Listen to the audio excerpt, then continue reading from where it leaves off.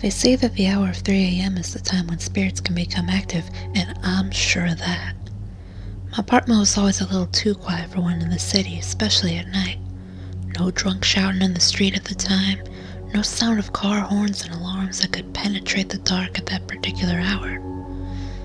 It's like my apartment was high on a platform, surrounded only by a dense fog that the sharpest of hawk eyes couldn't penetrate. I was usually attempting to sleep at that time, after bleaching my skin in the pure electric light of my computer screen. Emphasis on the word attempting, because from that stems this tale. I advise you, if you've been here long enough to find it, you'll soon discover of what I'm talking about.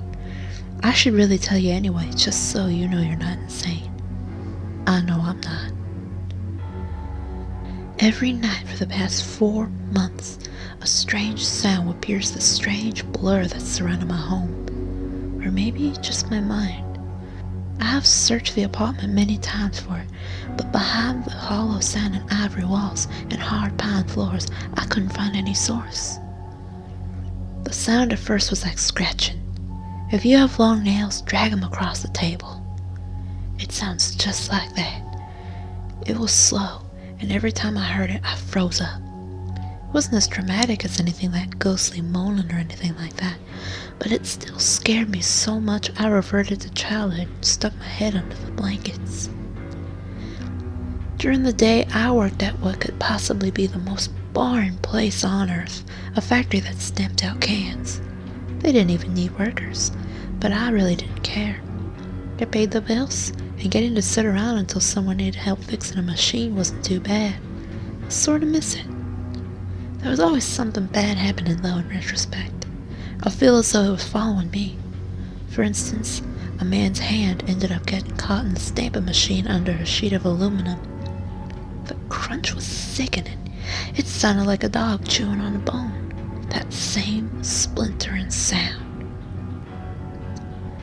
Every night I would retire from this slightly gory boredom to my apartment, back to my beloved computer. The cycle was always the same. Work, computer, scratching sound. I never really thought to ask anyone about it. I'd usually forget about it by morning. But one day I didn't.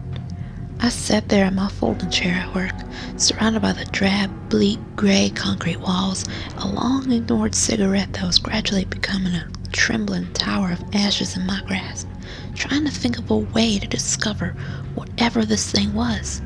Why wouldn't I just follow it, get my nerves together and find the continual source of fear for me?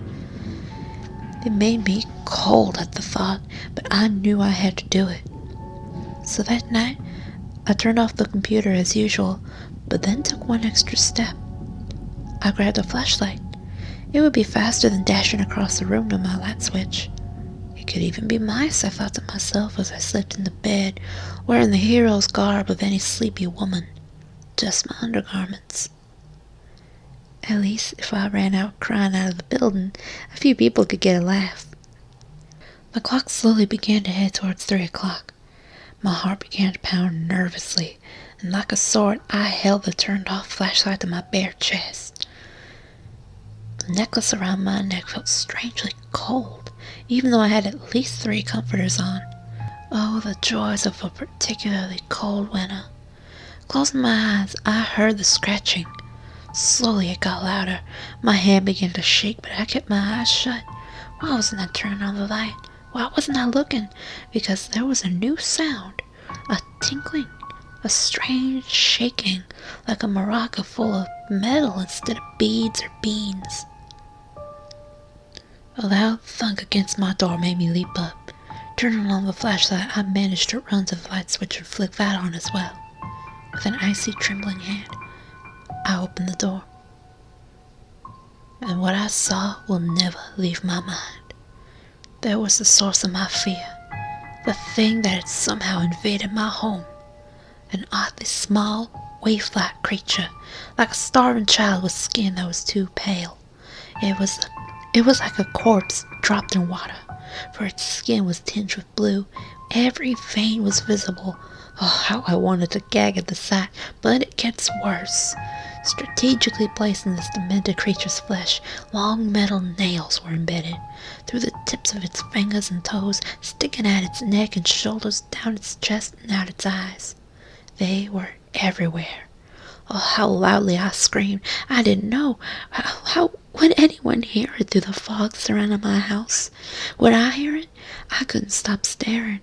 The dried, cracking blood against that decaying flesh brought up my earlier meal, and a gushing river of hot vomit spilled out of my mouth and onto the ground. I backed up as the creature took a step.